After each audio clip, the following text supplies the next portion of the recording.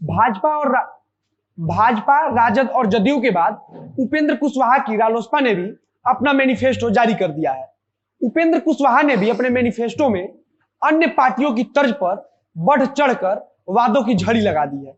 सबसे महत्वपूर्ण है कि उन्होंने पटना के नाम को बदलकर पाटलिपुत्र करने का जिक्र किया है। इसके साथ ही गरीब, किसान और युवाओं को लुभाने का भरपूर प्रयास किया गया है। वहीं बिहार चुनाव में उपेंद्र कुशवाहा के साथ मिलकर लड़ रही बसपा प्रमुख मायावती चुनाव प्रचार की कमान संभाल चुकी हैं। आगे बढ़ने से पहले अपना परिचय दे दूं। नमस्कार, मेरा नाम है मोहित कुमार सिंह और आप देख रहे हैं जनता जंक्शन। बात करते हैं पटना को फिर से पाटलिपुत्र बनाए जाने वाले वादे से। दरअसल पटना का पुराना नाम पाटलिपुत्र हुआ करता था और इस चुनाव में उपेंद्र कुशवाहा ने फिर से पटना को उसका पुराना नाम वापस दिलाने का वादा किया है। यहां पर हम दो लाइन पाटलिपुत्र के नाम के पीछे की कहानी को बता देते हैं। राजा पत्रक को पटना का जनक कहा जाता है। कहा जाता है कि राजा पत्रक की एक रानी थी जिनका नाम रानी पाटली था। जब राजा पत्रक ने इस शहर को बसाया था तब उन्होंने इसका नाम रानी के नाम पर पाटली ग्राम रखा था। आगे चलकर यही पाटली ग्राम पाटलिपुत्र के नाम से जाने जाना लगा। पाटलिपुत्र के बाद समय के साथ इसका नाम पटना हो गया। अब उपेंद्र कुशवाहा ने एक बार फिर से इसे हवा देने की कोशिश की है। अब वापस आते हैं रालोसपा के मैनिफेस्टो पर। उपेंद्र कुशवाहा ने अपने मैनिफेस्टो का नाम वचन पत्र रखा है और इस मैनिफेस्टो को 25 वचनों के माध्यम से तैयार किया गया है।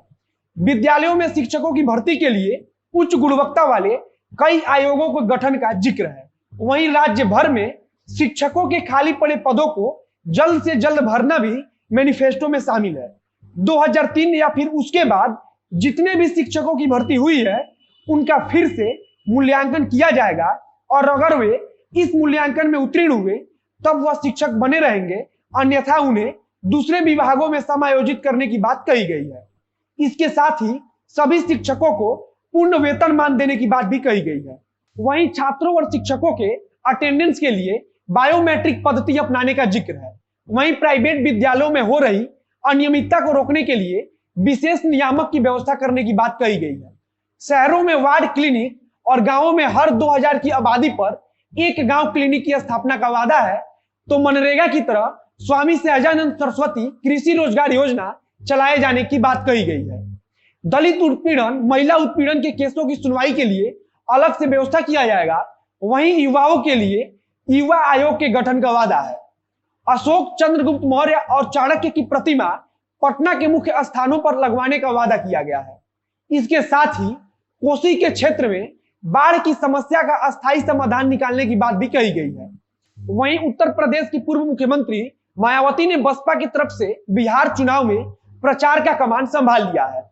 मायावती चुनाव में केवल बसपा के लिए नहीं बल्कि ग्रैंड सेकुलर यूनाइटेड फ्रंट के हर एक प्रत्याशी के लिए प्रचार करेंगी। मायावती ने सरकार पर आरोप लगाते हुए कहा कि सरकारी कामों को प्राइवेट तरीके से किया जा रहा है और इसमें सबसे जरूरी है कि आरक्षण पर कोई ध्यान नहीं दिया जा रहा है। मायावती ने महागठबंधन के साथ साथ एनडीए पर भी निशाना साधते हुए कहा कि 15-15 साल दोनों पक्षों की सरकार रही लेकिन किसी ने भी रोजगार और गरीबों के बारे में सोचा तक नहीं। अब जब चुनाव आया है तो कोई 10 लाख रोजगार तो कोई 19 लाख रोजगार की बात कर रहा है। मायावती ने कहा कि बसपा चुनाव के लिए कोई घोषणा पत्र जारी नहीं करती। अगर बिहार में सरकार बनती है तो वह उत्तर प्रदेश की तरह ही बिहार में भी काम करेगी। मायावती ने कहा कि उत्तर प्रदेश में हमारी 4 बार सरकार रही लेकिन वहां हमने कभी भी बेरोजगारी भत्ता ना देकर हमेशा युवाओं को सरकारी तथा गैर सरकारी क्षेत्रों में रोजगार ही मुहैया कराया है। बसपा सुप्रीमो ने कहा कि हमने उत्तर प्रदेश में कानून की व्यवस्था बेहतर कर दिया था। बसपा राज में अपराधी जेल में रहते थे, बिहार की तरह घूमते नहीं रहते थे। उन्होंने कहा कि हमारे द्वारा दलित के हितों को हमेशा से ध्यान में रखा गया है। अभी चुनाव में बसपा और ओवैसी की पार्टी तथा उपेंद्र कुशवाहा की रालोसपा एक साथ मिलकर चुनाव लड़ रही हैं और अब देखना होगा कि बिहार के चुनाव में यह गठबंधन कितना करिश्मा दिखा पाता है। फिलहाल इस वीडियो में बस इतना ही। वीडियो अच्छा लगा हो तो शेयर कीजिए, फेसबुक पर देख रहे हैं तो पेज को लाइक कीजिए, यूट्यूब पर देख रहे हैं तो चैनल को सब्सक्राइब कीजिए।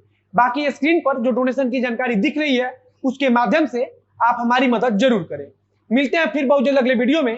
कैमरे के पीछे खड़े हैं अंकित शर्मा और मैं मोहित कुमार सिंह। धन्यवाद।